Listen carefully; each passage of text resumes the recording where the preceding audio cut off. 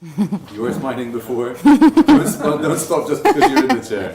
Okay. Then the second one is... My name is Sandra, and I embraced Islam 10 years ago at the age of 31. I was born in Colombia, and I was born into a Catholic family. Since a very young age, I was very involved in the church, and especially in the choirs. At the age of 6, I started singing in all the Christmas events and Easter events, and I was pretty much into it. And that's how my life developed. I was very close to the church, especially anything that had to be with music, I was into it. I joined a choir, a children's choir, and I was being always active in the church. So when I finished my high school, I realized the love I had for music, and I wanted to move forward to it. And I knew I had a very, very strong potential as a singer. I had been done a lot of solo singing in classical repertoire. I was very much involved in a lot of Colombian level musical performances. So I joined the musical program to develop myself as an opera singer. And I finished my career as an opera singer in Colombia. Then I moved to Austria. I was accepted to enter in the Vienna Conservatory. And then I was exposed for the first time to what the real life of music was. I was very, very dedicated in my music, but I was always feeling an emptiness in me. Of course, I moved alone. I went by myself, and I was living with friends.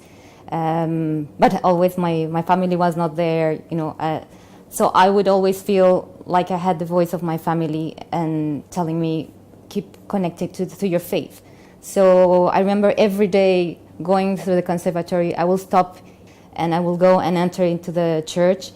And I remember my impression going inside and seeing all these statues and seeing people mainly with white hair. You would rarely see young people there. Although the places were amazing, it was really like a piece of art, but there was no soul inside of them. But I just wanted to keep connected to my family and to what I was as a child, connected to the church. So I will keep on going.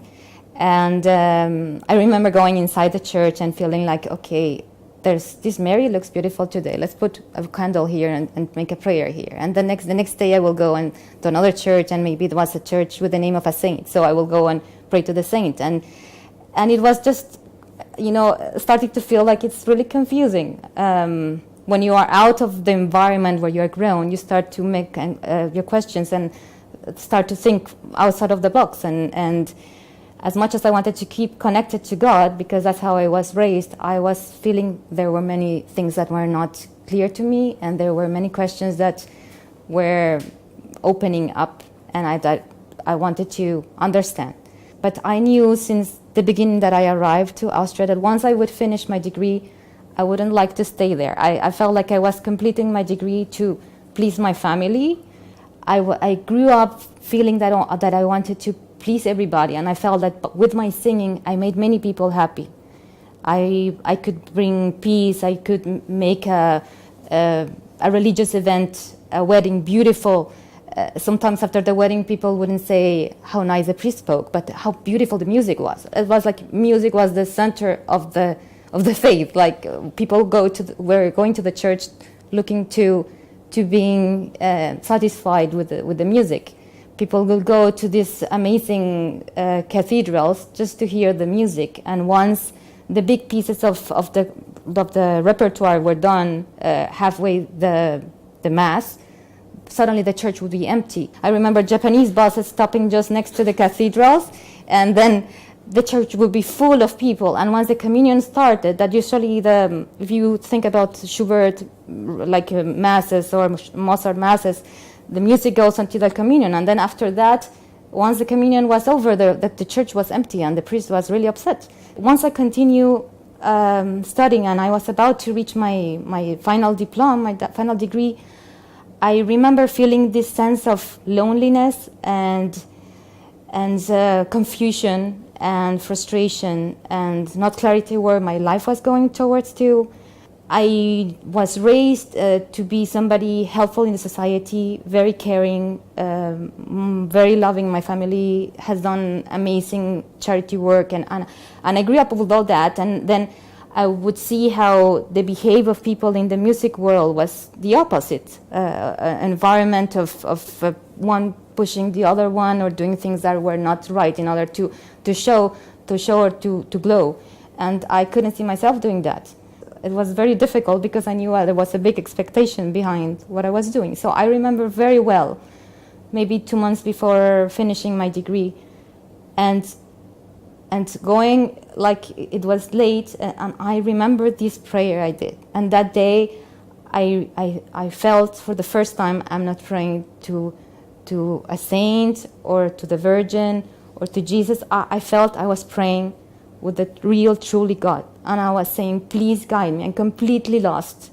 I don't know what I should do with my life. So please, please guide me. And it was a very truly do a prayer for guidance. And I had the opportunity at that moment either to go to Spain and join an aunt or to apply to move as an immigrant to Canada. I applied, and it was amazing. After 3 months, just at the moment of my degree being finished, I got the acceptance to move to Canada. So I felt this is a clear sign. I should go there. Canada is an amazing place because it's very multicultural. I had the opportunity to see people from many places that I never had the opportunity before in my country or in Australia, just studying. And I got in touch with Muslims and at an event, a multicultural event. And there they start asking me about my faith. I felt I have to be strong, and I know I have my doubts, but this is who I am. So I would try to repeat what I was raised up having to say. But then, of course, as a diplomatic way, if somebody had asked me about my religion, I had to ask back. So it was the first time I was encountering Muslims, and so I was asking, okay, so what do you believe in? I didn't know anything about Islam, and I was amazed to know that in Islam, Maryam, the Virgin Mary in Catholicism, was a very important woman, one of the 4th most important women in Islam. And that Jesus, Isa, was a very important prophet, and that they had the same prophets that I grew up knowing in the Christianity. So I didn't know that. So I was really mesmerized. I felt like we are so close. I didn't know. I just heard always from the news, these people are doing things that are wrong. So I started to want to know more about Islam. I remember going to the priest in the university and asking him, what do you think about these questions I have? And I felt there was no answer. And then if I would go to Islam, I would see like so clear and pure, and everything is there. It's so close, but it completely started to answer all my questions. So Ramadan was coming soon. Very blessed to be invited to a mosque for an iftar, and it was going to be Taraweeh after. And since the communities are small, people will come for the iftar, and then they will stay until the prayer of Taraweeh. So I remember going for the iftar, and I remember how these ladies who had been fasting for a whole day would give me food first, and I was like very impressed how people were not just jumping, they were doing a prayer before eating. And then I saw for the first time the prayer of Islam, and it was the most beautiful thing I had encountered until the moment, to see how people were all standing in lines and doing the same movements at the same time, and then to hear the Quran for the first time for me was like a kinesthetic experience. I remember feeling like I was embraced, and it was something really out of this world. I felt I need to listen more of these, and I need to know more about this religion, because I really, really love how it looks and how it feels. It was for me that really the spirituality was there, and I wanted more of it. And then I had the opportunity to compare both, and for me it was clear that what really the connection with the only God was in this Islam. So once I came back from Colombia, I had to do my shahada. That was for me. It was for me very clear. It took more or less like a year or like less than a year. But then it was just the beginning. You know, you need to learn so many steps, and you need to give yourself time. And of course, I didn't tell my family right away. I started chatting with them, especially with my brother who was present in Canada, then my parents over the phone. I would just throw questions. And then, of course, they start seeing that there was something happening with me because I was making questions that I didn't do. And see, Jesus, did you know that Jesus is so important in Islam, but he's a prophet? Did you know that God doesn't have to die to forgive us? It's everybody's responsibility to perform in this life to gain heaven. It's not granted that because somebody does something for you, that means that you're going to go to heaven. Like, it's really up to each one. So they started to see that I was questioning myself, and in my path I was questioning them. So, but it took me a year to tell them about my conversion. And once I told them, which for them was almost like, at that point my brother already knew, because he would see me that I was, going to the Islamic centers and meeting with people. And so he saw obviously my change. And then I told them, they kind of accepted, but I felt I need to do something, even for the people in my environment, to see that I'm truly meaning my conversion, my new faith. I have to put the hijab on. I remember telling a friend, next Ramadan, I will start wearing hijab. And then she told me, why do you have to wait until Ramadan?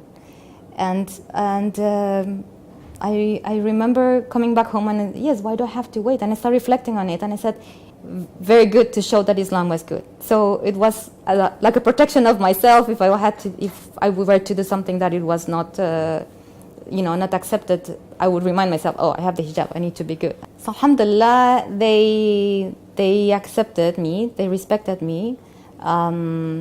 Mainly with my mom and my father, I had a lot of opportunities to talk about it in detail. With my brothers and sisters, there's more like an acceptance. At the beginning of my conversion, I felt like I had to talk with everybody. I need to tell everybody has to be Muslims. And then I realized everybody needs a time, and it's only Allah who guides. And through my behavior, I do more than through speaking out. So every time I see them, they can feel it. And my du'as, they are always there, and I pray that Allah will guide them. Islam has been for me the greatest gift I ever had. Like, now I'm married, I have a daughter, and I keep on telling my husband and my daughter, I love you a lot, but for me, the first thing and the best thing that ever happened is Islam. It completely took away all the questions I had and all the anxiety I had, and gave me this peace and this light and this clarity that I didn't have before. I guess for me, the main concern was that I felt I have to give up my music, because I felt I couldn't deal with music and Quran at the same time. So there was a big transition there, but I ended up giving up music, and I completely never missed it after that.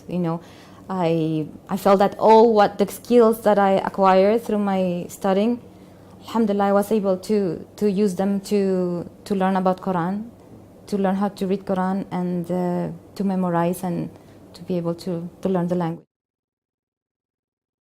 You and me and everybody and everything around us was born to submit to the Creator. Once you feel that you belong to Him, and that you know that you're going to meet Him after you die, you should not wait until this moment comes, because you never know when this moment might come. It might come tomorrow, and you don't want it to be too late. And the reward of being a Muslim is so much greater than all the difficulties that you might face in your transition. It is actually very, very easy if you hold yourself to Allah, and He will make everything easy for you. Just put your trust there. He will make the path for you. Sincere prayer to Him from the deepest place in your heart, and that will bring the clarity, and that will give you the strength that you need in order to make your decision.